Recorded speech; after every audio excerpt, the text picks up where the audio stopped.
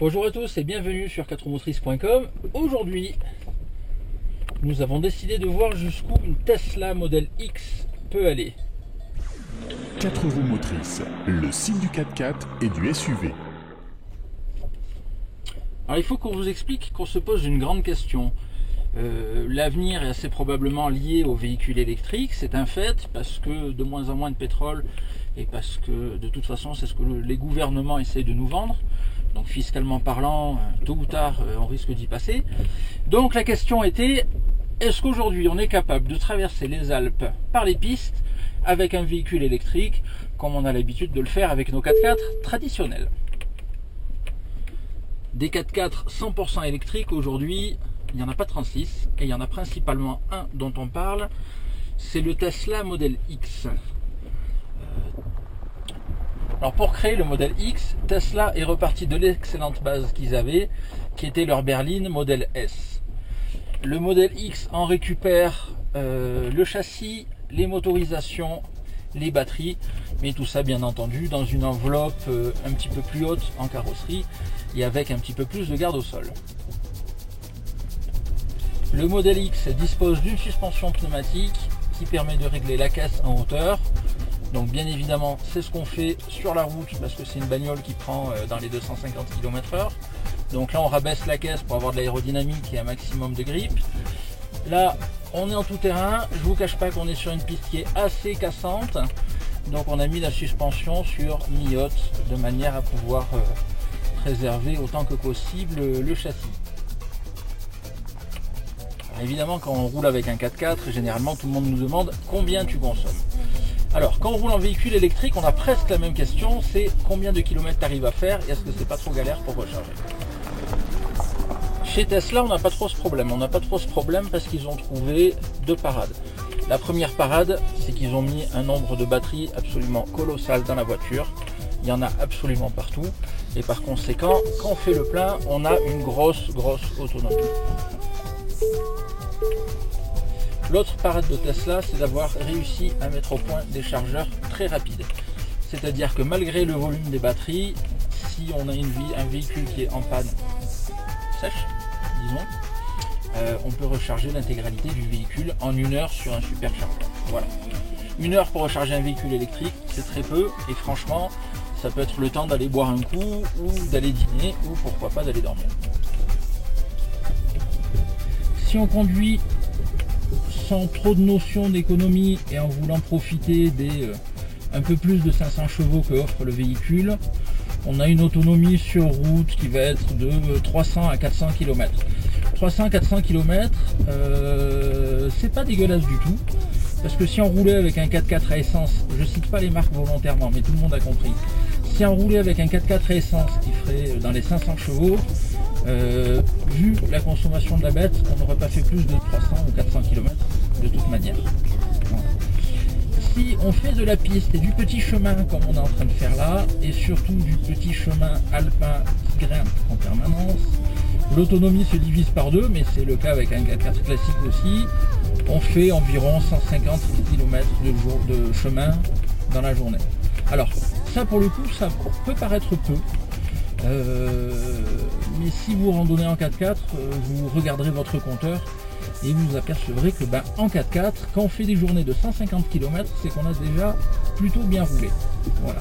Donc ça veut dire que l'autonomie de la batterie, elle nous permet de rouler toute une journée sans nous poser de questions.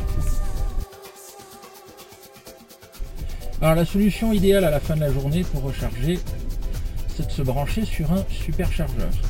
Ils sont pas durs à trouver. On a dans la voiture le plus gros écran GPS du monde et bien évidemment à l'intérieur vous avez toutes les cartes des superchargeurs et il vous dit en temps réel si les 8 emplacements qui sont un standard sont disponibles ou pas.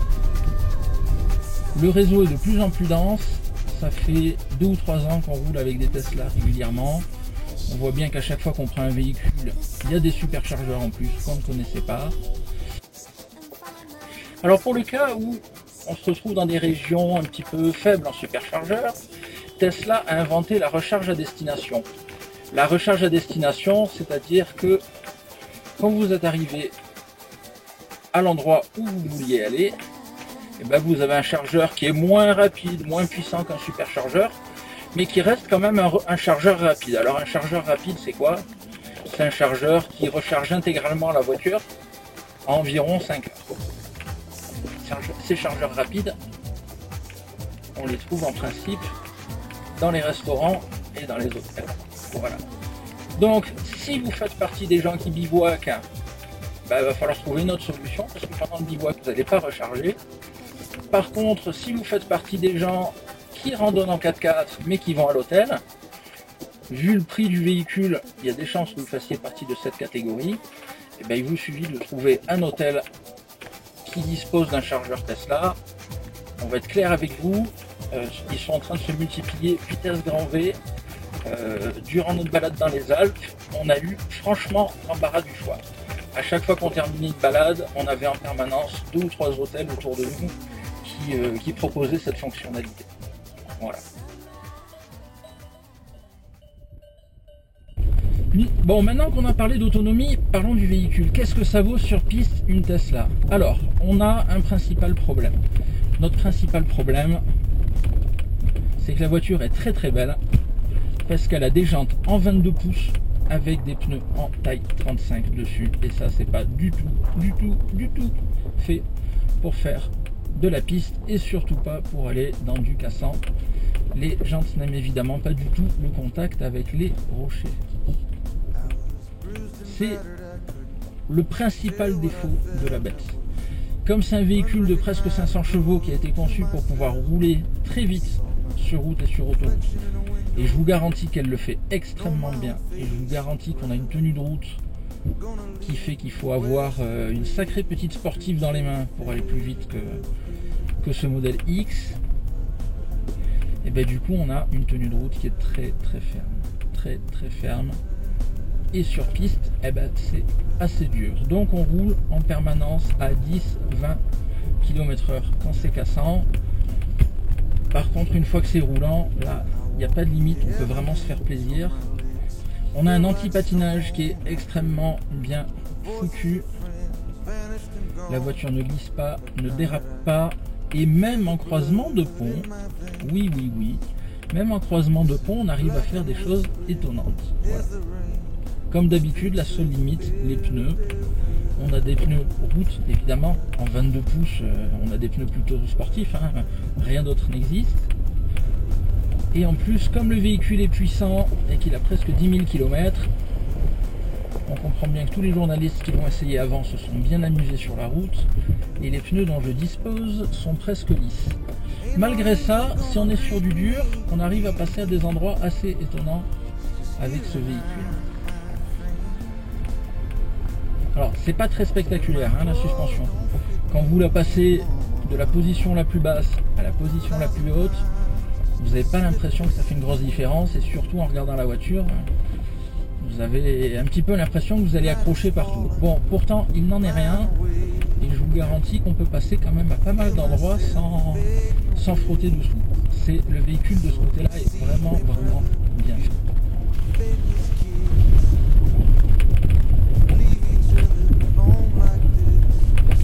Alors le plaisir de ce véhicule, c'est que c'est gavé de couple. Il y a plus de couple que dans à peu près n'importe quel 4x4 de production actuelle. Et comme on n'a pas de boîte de vitesse, on peut vraiment rouler sans à-coups. Donc les amateurs de la conduite douce et de la conduite au couple sont plus que servis. C'est génial ce côté-là. Côté coffre, on a été un poil déçus, parce que si vous partez balader avec votre modèle X, si vous partez en rando, une fois que vous aurez mis le frigo, la tente, les sacs de couchage, le matelas gonflable, les vêtements, vaudrait mieux que vous soyez 2 plutôt que 4 quand même, hein, sinon la place va vite manquer. Tous les ouvrants du véhicule sont absolument motorisés, c'est-à-dire que depuis le poste de conduite ou depuis la télécommande du véhicule, on peut ouvrir et fermer le coffre ainsi que les 4 portes. Effet garanti.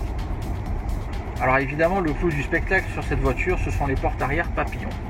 À l'origine, elles n'étaient pas là pour la frime, même si au final, c'est plutôt réussi de ce côté-là.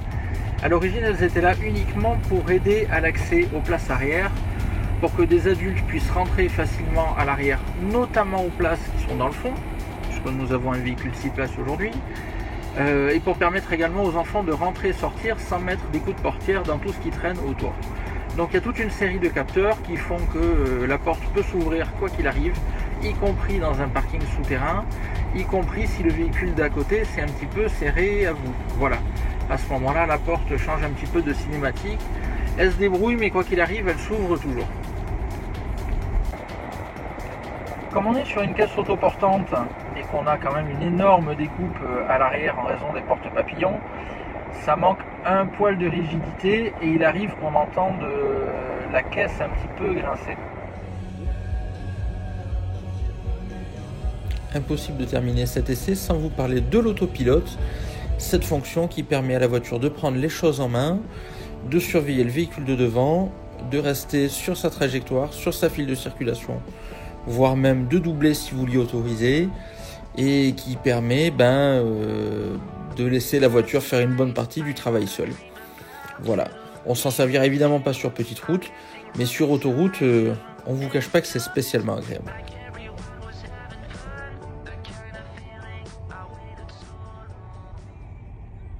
Alors la question est posée, peut-on aller faire du 4x4 avec une Tesla Model X? Alors la réponse est oui, c'est un SUV et pas un 4x4 pur et dur. Donc vous n'allez pas traverser l'Afrique avec votre Tesla Model X. De toute façon, il n'y a pas de superchargeur en Afrique pour l'instant.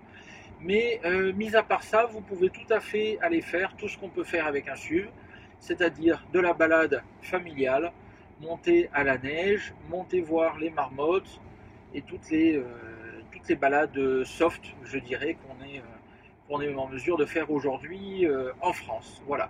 C'est déjà pas mal, c'est sans doute une première avec un véhicule électrique et c'est surtout une première avec un véhicule qui a une autonomie pareille.